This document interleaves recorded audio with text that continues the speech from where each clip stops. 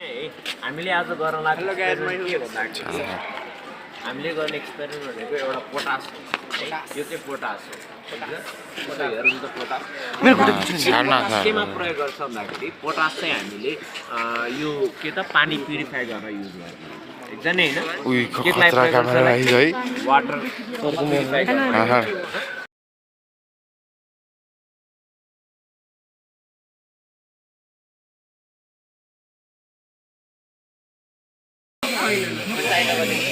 मैले पोटास लाग्छु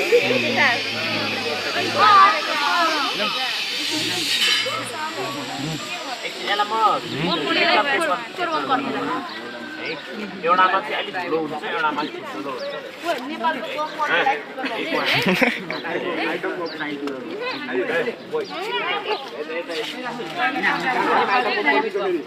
सवाल बोधान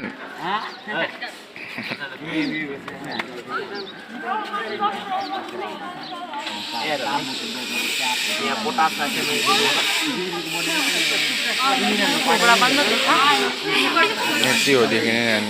एउटालाई चाहिँ म अलिक धुलो बनाउँछु एउटालाई अलिक धुलो बनाउँछु एउटालाई चाहिँ म धुलो किन माछार्यो हजुर किन धुलो बनाउनु भएको यो धुलो बनायो भने के हुन्छ रियाक्सन छिटो हुन्छ है केमिकल रियाक्सनलाई चाहिँ जस्तो के भन्दा जति रियाक्टरहरू धुलो भयो सरफेस एरिया बढ्छ क्लास 10 मा गर्नुपर्छ क्या हामी त्यो अर्कोमा चाहिँ अलिक ढिला हुन्छ छिटो हुन्छ हैन त्यो नगरेकोमा चाहिँ यो यसमा ढिला हुन्छ यसमा छिटो हुन्छ त्यही भनेको सरफेस एरिया बढ्ने बित्तिकै के हुन्छ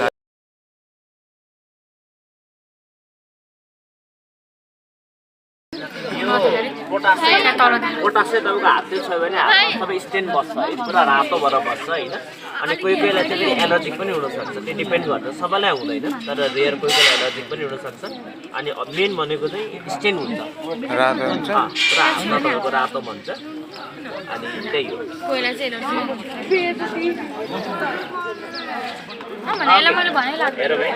त्यो कम्पेरिटिभली हाम्रो धुलो छ होइन हाम्रो बडी धुलो छ यो चाहिँ अलिक तपाईँको धुलै छ होइन सो अर्को नेक्स्ट केमिकल हामीलाई चाहिने भनेको ग्लिसरिन ग्लिसरिनको मोलिकुलर फर्मुला के हो ग्लिसरिनको मोलिकुलर OH2 हो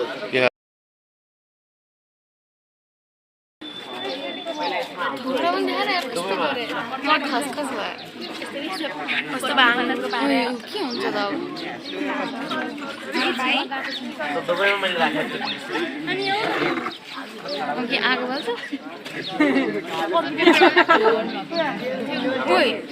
यसमा बबल्स यहाँ आइसक्यो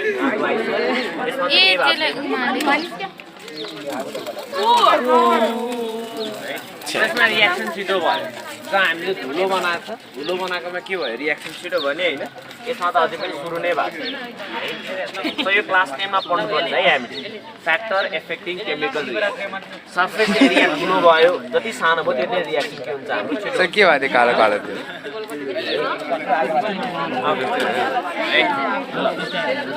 यसमा रियाक्सन सुरु नै भएको छैन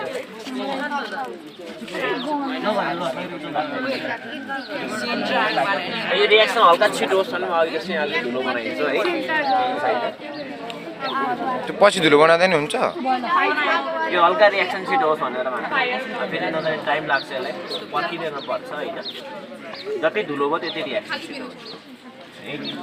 बिकज टु मिक्स पाउडर भनेको सर्फेस एरिया बढाउनु सर्फेस एरिया बढ्यो भने के हुन्छ रियाक्सन छिटो हुन्छ होइन यो पेपर राख्नुपर्छ भने होइन पेपर नराखे पनि मजाले बल्छ होइन आउँछ यहाँ wait for a while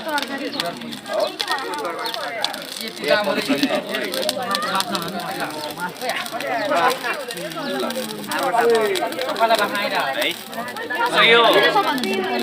camping गर्ने मान्छेले बोक्छ क्या एउटा पानी प्युरिफाई गर्न मिल्यो अर्को फायर पनि गर्नु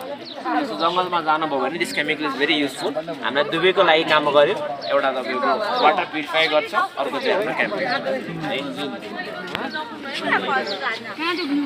camping So this is Dr.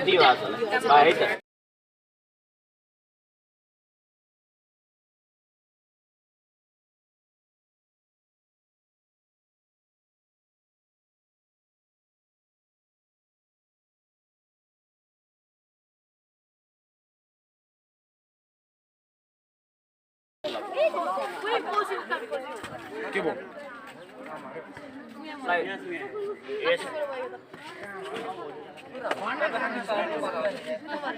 डब्बाभित्रै आएको रहेछ